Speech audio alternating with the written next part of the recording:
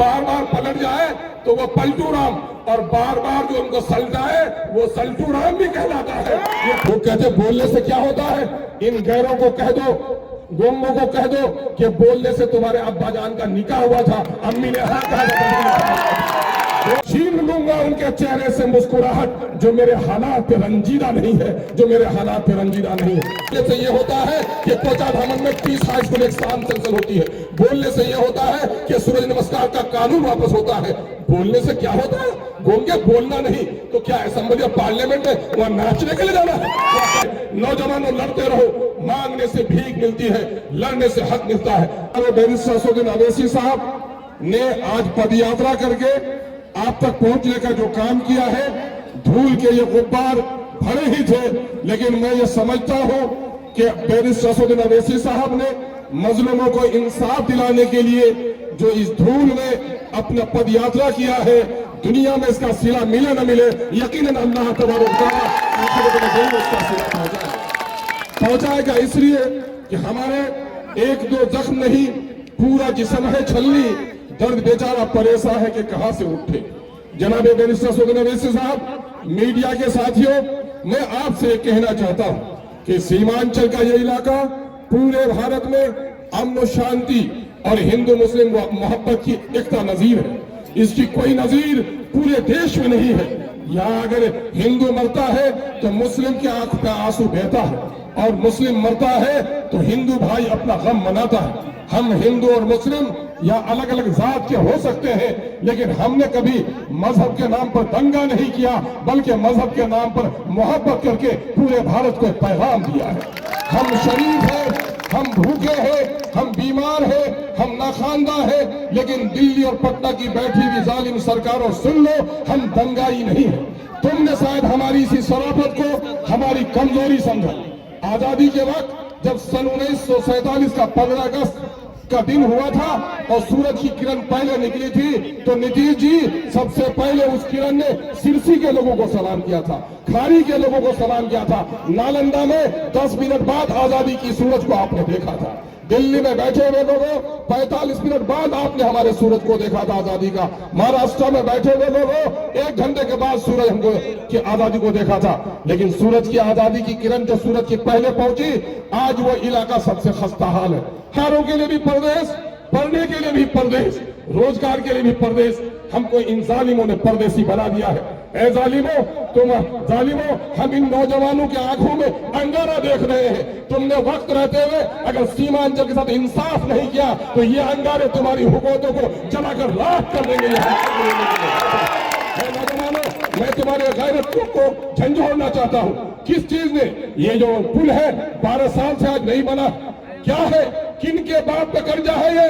मेरा दिल्ली पंजाब से कमाने वाला नौजवान जब कमा के लाता है, उसमें से 30 रुपये बिहार की सरकार को टैक्स देता है, 20 रुपए दिल्ली की सरकार को देता है। लेकिन अमित शाह आता है तो वही हिंदू मुस्लिम के पुराने तफरके उनको याद आते हैं। महागठबंधन के लोग जो महाठगबंधनी का काम करना चाह रहे हैं, उनको खाड़ी का पुल याद नहीं आता।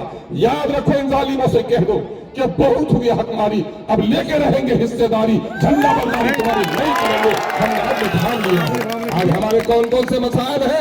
आज मानंदा में इधर डंगरा में पुल और मस्तान चौक पर पुल, क्यों नहीं पुल बना सिल्ला घाट में? क्यों नहीं पुल बना अभयपुर में? क्यों नहीं बना कुट्टी घाट में? क्यों नहीं बने और दूसरे घाट में? हमारे पुल क्यों नहीं बन पाए? क्या हमारी ये नदी गंगा से भी बड़ी है? हमारे पैसे लेकर नौजवानों, गंगा में ये जालिम लोग 3-3 किलोमीटर पर, 5-5 किलोमीटर पर 1000, 2000 नहीं, 3-3 हजार करोड़ के पुल बनवाते हैं। पटने में फ्लाईओवर, आसमानों को छूता हुआ पुल, जमीन से नीचे चलती हुई सड़क, मेट्रो की लाइन बिछाई जा रही है। अय्यासों की आंखों को सेकने के लिए फव्वारे चलाए जा रहे हैं, और मेरी माया तड़प पर मरती है, उसको साफ पानी नहीं मिलता। आज जो मेरा पट्टे में फ्लैट है, वो फ्लैट मेरे बाप का घर नहीं है, वो अमोर वैसा के लोगों की अमानत है। चलो नौजवानों, किस हफ्ते में कैंसर का बीमार वहां नहीं है, गुर्दे का बीमार वहां नहीं है। जितने बीमार आईजीएमएस में, पटना के मेडिकल कॉलेज में, पूर्णिया से जाते हैं, इतने बीमार कहीं से नहीं आते।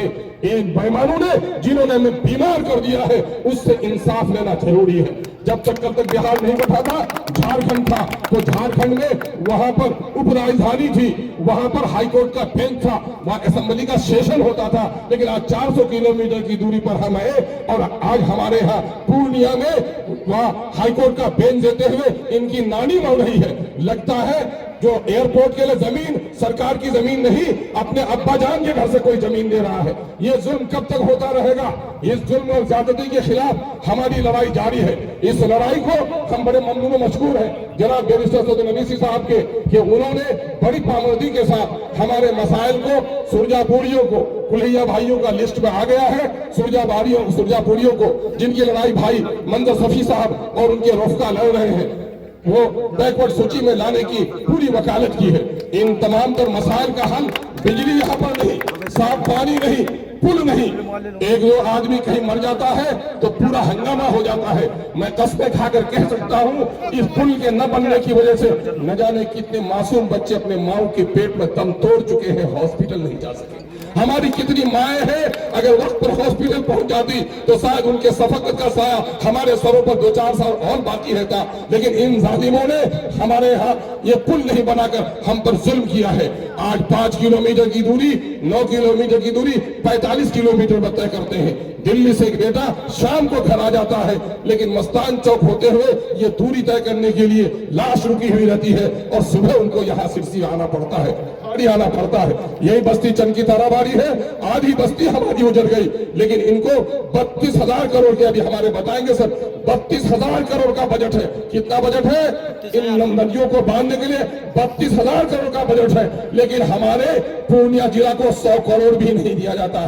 32,000 में हमारा हिस्सा कितना होता है? लेकिन ये जालिम लोग हमको इस तरह से परेशान कर रहे हैं। यही नहीं, अलीगढ़ का मसला कितने दिनों से पड़ा हुआ है और अलीगढ़ को इन लोगों ने जमीन देने में देर की और केरल में जमीन दे दी गई तो आज वह पढ़ाई हो रही है। लेकिन पैसा दिलवाने के लिए नालंदा की यूनिवर्सिटी के लिए पैरवी करने वाले लोग हो जाते हैं, लेकिन अलीगढ़ यूनिवर्सिटी के लिए किसी की जबान नहीं खुलती। क्या नौजवानों इन जालिमों के इन जुल्म को बर्दाश्त करते रहोगे? आओ आज कसमें खाओ, जो छीन लूंगा उनके चेहरे से मुस्कुराहट, जो मेरे हालात पे रंजीदा नहीं है, जो मेरे हालात पे रंजीदा नहीं है। देखो, मांगने से भीख मिलती है और लड़ने से हक मिलता है। गवाही दो सिरसी के लोगों, चुनामारी के लोगों, मुखिया दारा साहब नहीं आए हैं, उनके बस्ती में जाकर के पूछ लो वहां पर क्या किया। लोग कहते बोलने से क्या होता है?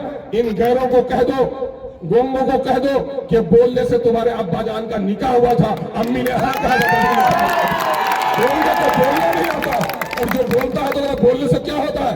अरशद भाई आपको पता नहीं है कि अख्तर ईमान से पहले 1 करोड़ 1.5 करोड़ का काम होता था। अख्तर ईमान के आने के बाद 10 करोड़ का काम सैंक्शन हुआ है या नहीं? अख्तर ईमान नहीं आया था, बता दो किसी एक घरगिरी वाले को पैसा मिला है। लेकिन आज अख्तर ईमान की कोशिशों से दर्जनभर आदमी को 95,000 रुपया घर के कट्टे का मिला है और 4100 रुपया के हिसाब से तकरीबन 22 लाख रुपए बटे हैं। बोलने से ये होता है, बोलने से ये होता है कि कोचा धामन में 30 हाई स्कूल एग्जाम सेंक्शन होती है।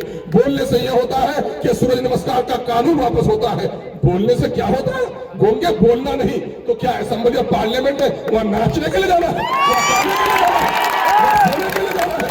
अख्तर ईमान सोने के लिए नहीं गया है, गाने के लिए नहीं गया है, नाचने के लिए नहीं गया है, सरदारी गुंडागर्दी और ठेकेदारी के लिए नहीं गया है। अमर और पैसा के लोगों की अमानत का अपने खून के कतरों से हक अदा करने के लिए किया है। हमारे सदर जनाब बैरिस्टर सदन साहब ने हमें हौसला दिया है। हौसला ये दिया है कि जो लड़ाई तुम लोगों ने शुरू किया है, नौजवानों लड़ते रहो, मांगने से भीख मिलती है, लड़ने से हक मिलता है। आपने देखा ये किसान आंदोलन जब दिल्ली के इलाके में चला, कहा जाता है पहाड़ टले मोदी न टले, लेकिन जब वहां पर 1 महीना 2 महीना नहीं, कितने महीने रहे? 13 महीने रहे और 700 लाशें वहां से निकली। तो क्या हुआ? उल्टी चाटना जिसको कहते हैं, पहाड़ न टले और मोदी को पीछे कदम हटाना पड़ा। ये जनता की ताकत होती है। अगर जनता की ताकत ये है तो हमारे सर ने, हमारे अमीर ने ये कहा है कि अगर हमारे इस बात को नहीं सुन रहे हो, आज हम जो आए हैं अधिकार यात्रा के लिए, पिछले दिनों में आए, अमित शाह आए और अमित शाह ने क्या? वही डुगडुगी, वही मंदिर मस्जिद, वही हिंदू मुसलमान, वही टीका टोपी, वही कब्रिस्तान पाकिस्तान, उसके अलावा उनके पास कुछ भी नहीं है। उसके कुछ दिनों के बाद आए, कौन लोग आए? ये आए महागठबंधन के लोग, हमारे बहुत सारे लोग महागठबंधन, क्या कहा इन्हीं लोगों ने, राजद के लोगों ने कहा पलटू राम, मैंने बार बार पलट जाए तो वो पलटू राम, और बार बार जो उनको सल्टाए वो सल्टू राम भी कहलाता है। ये पलटू राम और सल्टू राम दोनों ने यहाँ पर जलसा किया। और क्या कहा उसने, क्या किया नीतीश कुमार ने, जो 20 साल 22 साल तक गले लगाकर बीजेपी के साथ रहा, वो कहा मुसलमानों की एक पार्टी है MIM है, 4 को तो हम तोड़ लिए हैं, एक बचा हुआ है, बीजेपी की बी टीम कहने का उसका इशारा था। लेकिन नीतीश जी, मैंने देखा है, मैंने चौराहे पर भी देखा है, जिसके दांत मैले होते हैं वो मंजन का सौदागर नहीं हो सकता है। बीजेपी रहे हो, दूसरे को बीजेपी का ताना नहीं दे सकते हो। तेजस्वी जी, आपके पिता ने कहा था, ए दलितों अकलियतों मुसलमानों ऊपर उठो, नेता बनो। लेकिन जब 75 सालों के दरमियान में पहली बार इस इलाके से सीमांचल की आवाज बुलंद करने के लिए 5 आदमी जीत गए, तो सबसे ज्यादा पेट में ऐठन उन्हीं की हुई कि हम तो लफ्ज से बोलते थे, शब्दों से खेलते थे, लेकिन हमने तो टिकट के लिए गर्दनों पे इनके मालिश कर दे, धक्के दे दे, टिकट के लिए तो मेरे दरवाजे पर आता था। ये बैरिस्टर सऊदीन अवैसी आकर कौन सा अलग सी पगडंडी इसने बना दी है। अब मेरे टिकट के बगैर भी असेंबली में लोग एक नहीं 5-5 दाखिल हो गया है। जिस दिन से 5 दाखिल हुआ है, मेरी जबान छीन ली है, सारे मसाइल को उठा रहा है। मदरसे का मसला तो MIM उठाए, उर्दू टीचरों की बहाली न हो तो MIM उठाए, मॉब लिंचिंग हो बाबर की तो MIM उठाए, मुस्लिम बच्चों का रेप हो तो MIM उठाए, उर्दू अकेडमी की बहाली न हो तो MIM उठाए। इन सारे सवालों को जब उठाने लगा तो पेट में इनकी ऐठन होने लगी, और हमारे लोगों को तोड़कर उसने अपनी पार्टी के जरिए से हुकूमत बना ली, मैंडेट का अपमान किया। ये जो लोग दगाबाज थे, मीर जाफर और मीर कासिम, इनकी बात तो जाने दो, लेकिन मैं पूछना चाहता हूं कि गठबंधन के दूसरे घटक, बल्कि आबादी के एतबार से पहले घटक के नेता जनाब तेजस्वी जी, क्या आपको अपना जुमला याद नहीं रहा कि आप जब इलेक्शन कैंपेन में आए थे, बड़े अच्छे अंदाज में आपने ठाकुरगंज में कहा था, जो कि मिट्टी याद है, आपने कहा था हैदराबाद वाले भाई जी आए हैं, बिरयानी खिला दो, चाय बागात दिखा दो, उनको हैदराबाद भेज दो, हमको वोट दो, हम सीमांचल कमीशन बनाने की बात करेंगे, हम सीमांचल डेवलपमेंट काउंसिल बनाने की वकालत करेंगे। आज 1 महीना 2 महीना नहीं 7 महीने गुजर गए हुकूमत बनाने के लिए, अब क्यों नहीं याद आया? जिस दिन आए यहाँ पर तो क्या कहा, 1 लाख सीमांचल के ताल्लुक से नहीं निकल सका। लोगों, हम हुकूमतों के गिराने और बचाने की लड़ाई 75 साल दूर हमारे बाप दादा ने किया है। हमारे बैरिस्टर सऊदीन अवैसी साहब ने कभी इख्तिदार की लड़ाई नहीं लड़ी। ये अख्तरुल ईमान को भी, इस गरीब के बेटों को भी आपने जाना है, 1-2 बार नहीं 3-3 बार वजारत की कुर्सियों को अपनी जूतियों के चोट पर ठुकरा देने का इसलिए काम किया है। हमने अगर कसमें खाई है तो कसमें इसी बात की खाई है कि वजारत की शोहरत दुनिया में हो सकती है, अगर सीमांचल के हिंदू मुस्लिम दलित अगले पिछले कटे हुए घरों की अगर वकालत करते हुए अगर लड़कर मर जाऊंगा, दुनिया में कुछ भी नहीं मिले, आखिरत में इंशाअल्लाह उसका अजर जरूर मिले। उसी जनते के साथ ये लड़ाई लड़ रहा हूँ, और इस लड़ाई को लड़ने में हम तमाम लोगों का साथ चाहते हैं कि अभी जनाब हमारे बैरिस्टर सऊदीन अवैसी साहब इस